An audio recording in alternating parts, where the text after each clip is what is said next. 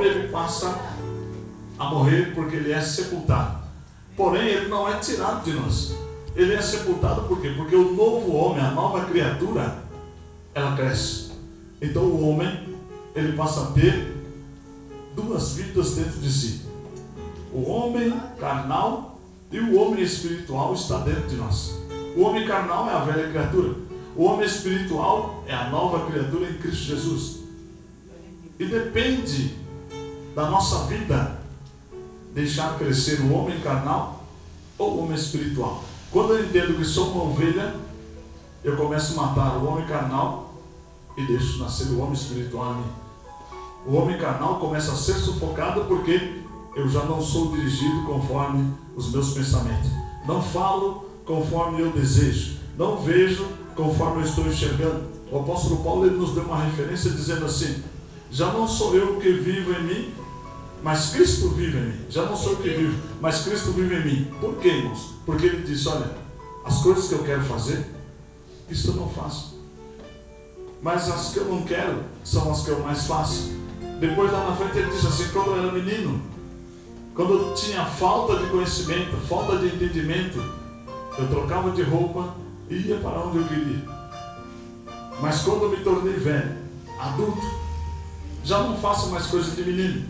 Porque agora eu não coloco a roupa que eu quero, mas o Senhor me diz que roupa que eu tenho que vestir. Eu já não vou para onde eu quero ir, mas o Senhor me direciona. Então eu deixei de fazer as coisas de menino. O que ele fez? Matou o homem natural. Porque o menino, ou o homem natural, ele é inconstante. Ele não tem uma linha. Ele tem altos e baixos.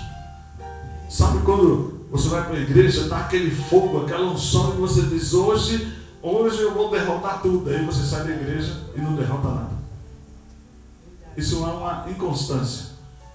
Você está dentro da igreja, está em alta. Sai da igreja, está em baixa.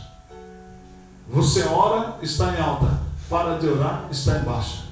Está com a Bíblia na mão, você é crente. Tirou a Bíblia da mão, você não é nada. Se você coloca a roupagem de crente, você é crente. Está sem a roupa de crente, você não é nada.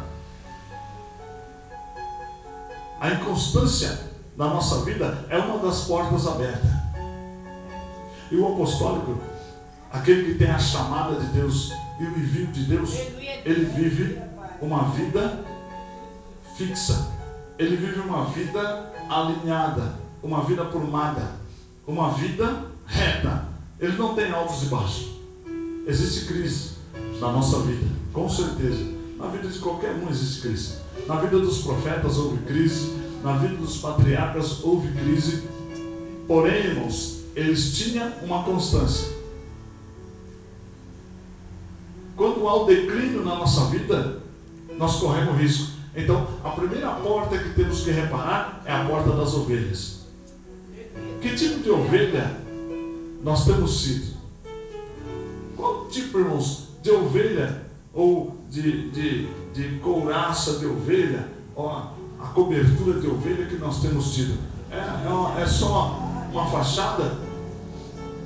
É só uma maquiagem de ovelha? Ou é ovelha mesmo?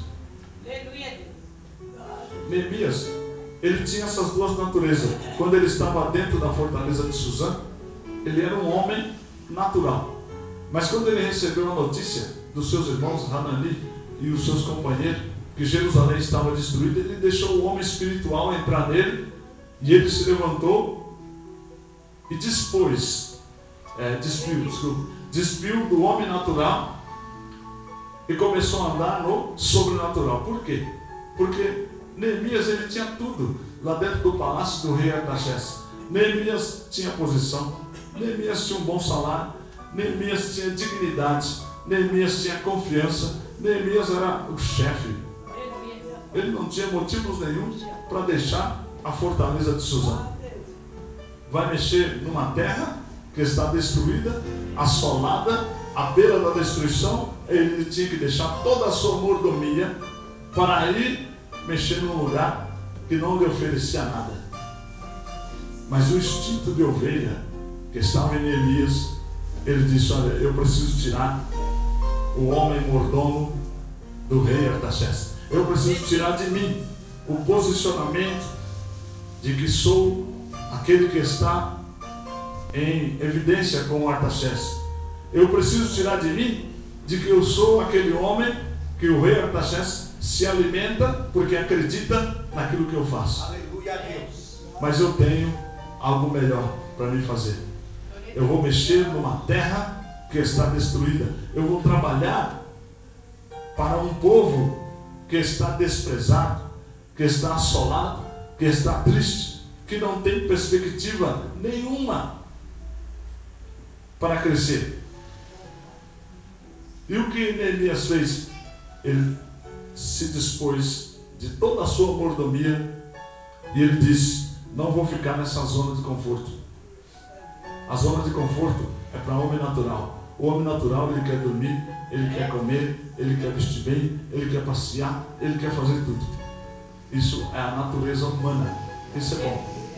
Mas o homem espiritual, irmãos, ele não se preocupa com o seu dia a dia, porque ele sabe que o dia de hoje é dele, mas o amanhã não pertence a ele, porque o Senhor suprirá todas as coisas para a sua vida. A Bíblia diz que o Senhor, quando nos envia, nós iremos debaixo do envio e não precisaremos levar roupa, calçado, dinheiro na cinta ou se preocupar aonde iremos morar. Mas uma coisa é real para o homem que anda no sobrenatural de Deus: ele vai, e a cada passo que ele dá, existe um passo de conquista. A cada passo que ele dá, ele conquista uma área, ele conquista um posicionamento, ele conquista um comportamento e ele acaba agradando A, B, C, D, e por onde ele passar, não só agrada, mas também haverá transformações. Porque Neemias, quando ele sai do palácio, ele encontra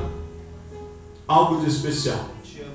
Ele diz assim: olha, rei, eu preciso de cartas, porque por onde eu vou passar, eu preciso de arrecadar alguns bens para levar para minha construção ou reedificação. Isso é, irmãos, quando nós saímos do natural, saímos do carnal e entramos para o espiritual ou para o sobrenatural, nós passamos a necessitar da ajuda. É muito fácil quando você tem força para fazer tudo. É muito fácil quando você pode realizar todas as coisas. Porque você tem poder nas mãos. Você tem força. Mas difícil é, irmãos, quando você vai para algum lugar e você necessita da ajuda de Deus. Isto é o homem que anda no sobrenatural. Ele não anda com a força do seu braço, mas ele é levado pela força do braço do seu Senhor. Nós não podemos esquecer que havia uma nação que estava presa no Egito, presa debaixo de uma escravidão, presa debaixo de um sofrimento. Mas a Bíblia diz que levanta um Deus todo-poderoso e faz uma promessa para Moisés, dizendo: Moisés, eu vou libertar esse povo com mão forte, eu vou libertar esse povo com um braço forte. Ou seja, eu vou tirar esse povo do cativeiro com a minha força. Não será a força de Moisés, não será a força de Arão, não será a força de nenhum dos levitas, mas será a minha força. E quando Deus se predispôs em tirar o povo das mãos de Faraó, Deus toma uma atitude na vida de Moisés: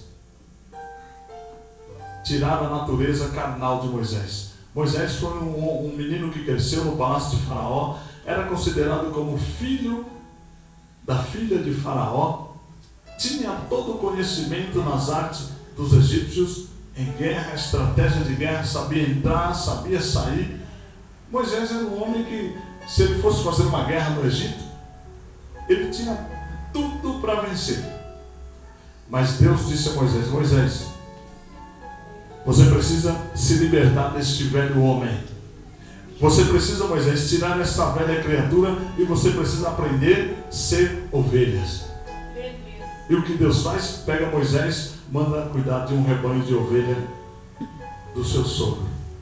E diz: olha, comece a analisar as ovelhas. Comece a olhar como a ovelha trabalha, como ela